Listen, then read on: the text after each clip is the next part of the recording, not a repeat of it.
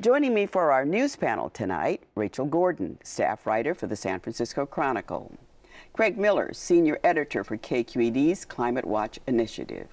And Jill Tucker, staff writer also with the San Francisco Chronicle.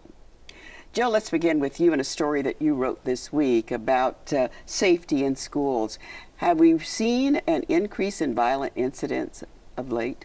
Well, it sure does feel that way, doesn't it? We had the alleged rape of the 12-year-old girl at Portola Middle School in El Cerrito just a week ago.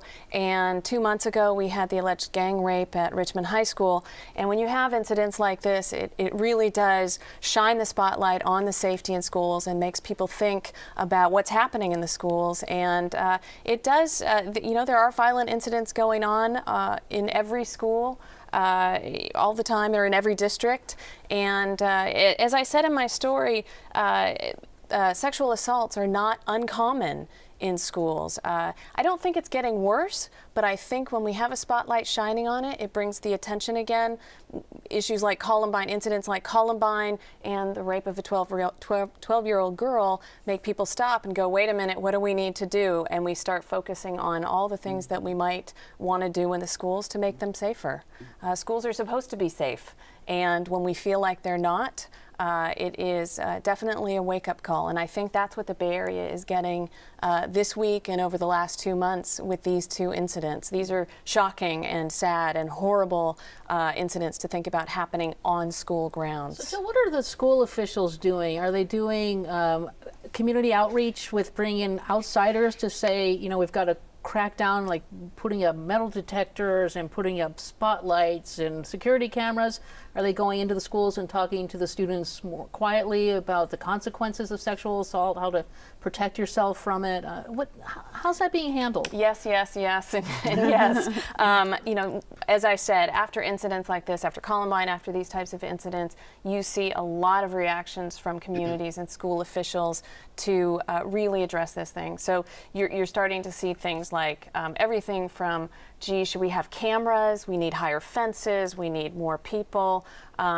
West Contra Costa is also looking at character education, which is, sounds sort of, kind of progressive and that type of thing. But really what they're trying to do is help children understand what decisions they need to make, how they need to act. A lot of things that you think they might be getting at home, but a lot of children don't.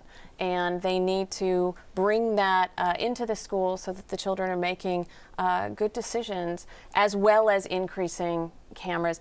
A lot of times those cameras and metal detectors don't work. Ultimately, kids are going to be in fights, bring guns to school, sexual assaults are going to happen. A camera isn't going to stop that. That sort of anticipates a question I had about how much you can really attack this problem with extra layers of security and cameras and metal detectors and fences and things like that, or whether ultimately the solution has to be kind of more systemic.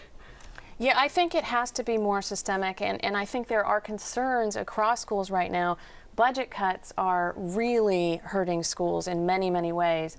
And you might not think when you talk about increasing class size, which West Contra Costa, they just signed a teacher's contract last week or this week that increased class sizes up to 30 kids. And what that means, okay, you don't think of that in terms of safety, but what that ultimately means is that there will be fewer adults on campus and up to 50% fewer adults. And if you're talking about supervision, you're talking about already that we don't have a lot of counselors on these schools. So it is systemic, not only in terms of what we need to do in terms of educating the community, working with the kids, but also in terms of just the basics of having adults around the kids and enough adults. We really should explain what happened last week or this week. At Portola Middle School during the school day, it was reported that a 12-year-old girl was in a stairwell at the school and was attacked, raped by a 14-year-old boy. The alleged attack, again, we don't know a lot about it because they're juveniles. The district attorney in West Contra Costa won't even confirm the charges. We have heard that a charge of rape was brought on the boy. He was supposed to be arraigned this week, but again, it's a juvenile system, so we don't have a lot of insight into what really happened. What we do know from what people are telling us at the school and the officials is that these two were in a stairwell during class time at the end of the day last Thursday. that there were some children or witnesses that stumbled on them in the hall and told an adult.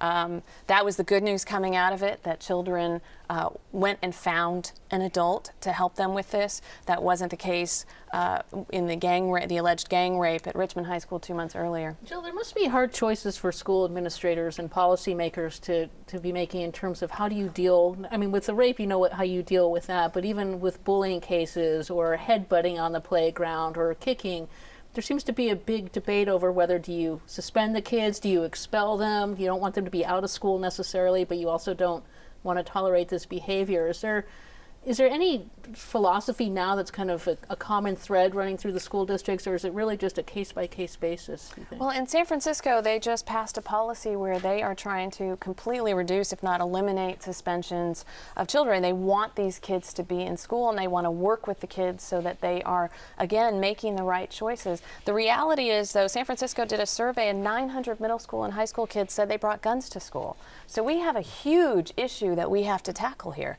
And we're not just talking about bullying and teasing, which are terrible. We're talking about everyday guns in schools and sexual assaults happening. And no further study as to what motivate these young people to commit such acts one against the other. I mean, yeah, I think there's a variety, number of reasons, and you have the community, the things that are happening in the community rolling into the schools. Okay, not a pleasant story at any time of the year. No, it's very sad. But do we know if there's going to be some follow-up action? The district is doing an investigation about what happened in terms of their own policy, so we'll get some information about that. But it's doubtful that we'll get a lot of information coming out of the court system on this. Okay. Well, policy is what Craig Miller has been concentrating upon, hoping that there would be some policy announcements to make. Well, California was very strong with our governor being there and a leader. What did he contribute to the Copenhagen summit? You know, it's interesting because California doesn't have official standing at the UN Climate Summit. You have to be a country to get that. But it is kind of remarkable, though, that it's kind of almost like an ex officio country. A lot of what you hear coming out of Sacramento about the leadership role that California has taken in climate policy is a little bit more than hype, actually, and the state has a pretty good rep around the world for having taken that leadership position. And so when Arnold Schwarzenegger goes towards Copenhagen and takes the stage, people listen. And one of the things they were listening to in his speech this week, which was, I think, particularly interesting, was that the core message of his speech was not to rely on national and international agreements to solve this problem.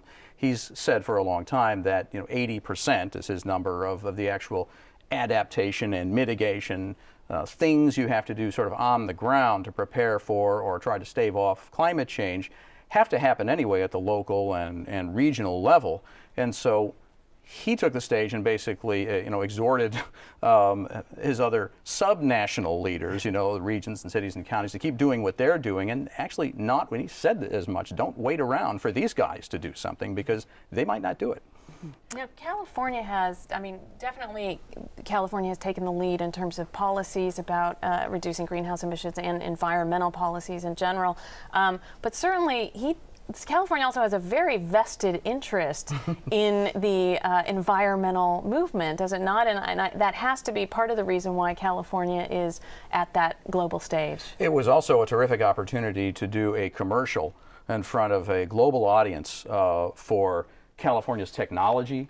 It just so happens that the lion's share of the patents, of the venture capital for renewable technology, so-called green, clean technology, just happens to find its way to California. And so there's a huge business opportunity here as well if this takes off. Craig, there's a lot of talk, it seems, at least with the protester community in Copenhagen, of not just looking at new technologies, which may or may not work or they may take a while, but really kind of using the power of the pocketbook to start really taxing people for carbon emissions. Is that anything at all that Schwarzenegger is looking at remotely, that you've got to, if you want to stop behavior, you've got to start charging people so they're going to stop that way? Well, a certain amount of this will start happening, I think, no matter which route we take.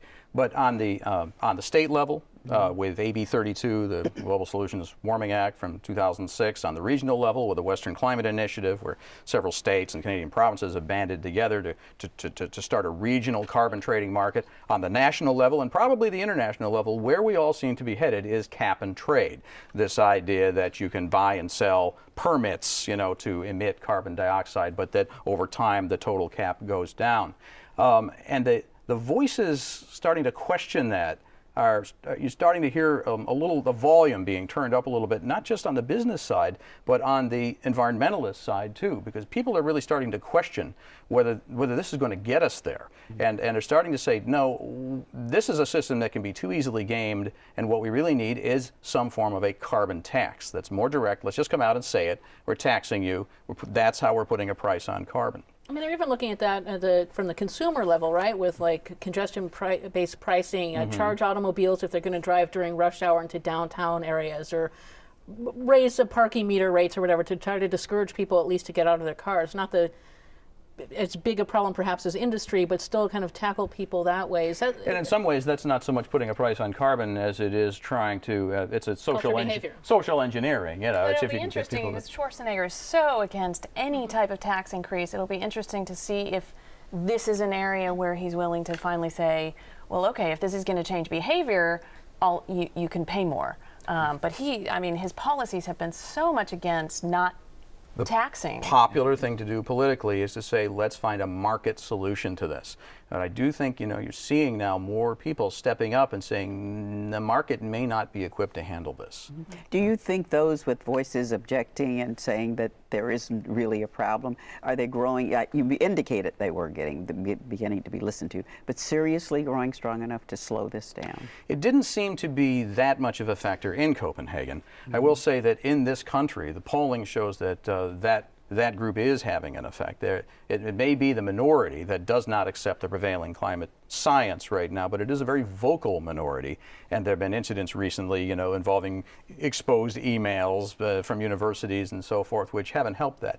However, in California, the polling, according to the polling, doesn't normally reflect the same trend as the rest of the country. America seems to have the biggest group of deniers and skeptics when it comes to climate science, but California usually bucks that trend.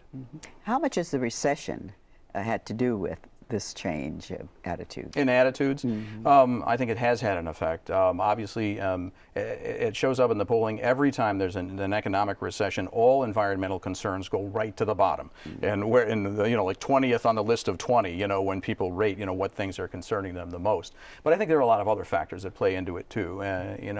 There's a whole matrix of things, including religious beliefs, economic self-interest, and many other factors that overlap. But I thought it was interesting. We were talking earlier that when you said Google, and you have these people who are obviously involved economically and have a huge interest economically in the recession or what's going on, but yet the CEO of Google said that there were two things that he was concerned about. I ran to Eric Schmidt, who's the CEO of Google, recently, and I said, do you think there is any bigger problem right now, a higher priority than climate change? Because they've been very proactive in this area.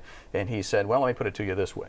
He said there are two things that have the potential to kill millions of people on the planet: nuclear proliferation and climate change. So those are your items. Thank you so much. And on another bright note. Well, we move to what are not bright notes that we're hearing from cities. I mentioned the recession, and that is the fiscal problems of cities all around the Bay Area. But our city here, San Francisco, seems to be unique in its approach as to what to do. Rachel Gordon, what are some of the things we're hearing? Right, it's unique in its approach in terms of looking for a new way to raise revenue, a new way to cut the spending. Let's just put it a little bit in perspective. San Francisco, for the next fiscal year, is looking at a $522 million deficit. That's about half of the general fund that they have, discretionary general fund money. That comes on top of a $575 million deficit that had to be closed for this year. And just on Thursday, Mayor Gavin Newsom came out with his proposed list of mid-year cuts because the budget is much worse than they had anticipated when it was first adopted. of another $45 million. Let's move over a little bit. Oakland's looking at a $25 million deficit next year, $19 million mid-year cuts. They're even talking about selling the convention centers in Oakland to try to raise some capital there. They've already cut salaries, cut jobs. San Francisco's doing the same thing. San Jose, $96 million deficit next year. So it's not just one city, but it's across the board. San Francisco's looking at a couple of things. There's a big fight over what pot of money is going to which department. So this week, Supervisor Chris Daly, probably the most liberal, outspoken member on the Board of Supervisors, said, I know how we can save some money. Let's just really whack the police and fire departments. He wants to cut $27 million from those departments. That would no doubt cut deep into staffing. So you might have to potentially have less firefighters on duty at any one time, police patrols, maybe fewer of that. I think he was just threw that out there to make a point because he wants some money, more money to go to the health department and social services. I don't think that plan's going to get anywhere, but it certainly has the uniformed folks and employees in San Francisco a little bit nervous for that. They're looking at another tax in San Francisco, or a user fee, an alcohol impact fee in the city that's being floated around. And so every time you buy a bottle of wine or a beer or a bottle of tequila, you might have to pay an extra tax on that. And they're saying you can do the impact study on that alcoholism causes problems in healthcare, in public safety, and areas along that line. So we're going to see a lot of ideas being thrown out there. Interestingly, I think Gavin Newsom this week, when he talked about that $45 million of cuts, he said it's difficult, but it's not impossible. It's a lot of belt tightening, delaying some capital programs. He's going to be looking at probably trying to merge some city departments to try to find efficiencies there, but there's no easy answer whatsoever. How much of this is, San Francisco is known for being amusingly political, and so when you have, these folks throwing out these ideas about cutting police and fire, which of course, no one is going to want, I think they'd rather have no one answer the phone at Public Works than not have a police officer respond to their house when they need them. Unless you have a pothole in front of your street. Unless you have a pothole, sure. But I do wonder, how much of this is game playing? Because there's still a lot of crazy stuff that's going on there. And, right. There's a tremendous amount of game playing. And it's funny, I've been covering City Hall for 20 years. The first time I think I heard about the big budget deficit, was like, oh my God, the sky is falling thing. And then you see things aren't necessarily as bad. But I think what we're going to see happening this year with the budget, because it's one year on top of another bad year and really not great hope that things are going to get better next time, is you're going to start seeing kind of a quiet erosion of city services, not just in San Francisco, but across the board. So you may not hire as many mechanics to fix some muni buses. More buses are broken down. That means fewer buses are getting on the street. More runs are going to be missed. Deferring street maintenance, the same kind of thing. You have less crews to fix the potholes. It's going to get worse. And you can park and wreck if you don't have gardeners to take care of the gardeners. We saw that in the mid-90s. We'll probably see that again. How about more cities actually filing for bankruptcy? Because I thought when Vallejo became the first major city in California to do this, that there would just be dominoes falling, but we haven't seen that. Right. Let's take San Francisco for an example of why we're not going to get to that point, or at least probably not in our lifetime. San Francisco City and County has a $6.6 billion budget. There's a lot of programs, services that can be cut before you even get down to the very basic. In this city, we've really tried to make Cadillac of services, great social services, healthcare. So we've got a far way to go. All right. I want to thank all of you for joining us tonight. Rachel, Craig, Jill, good to have you here.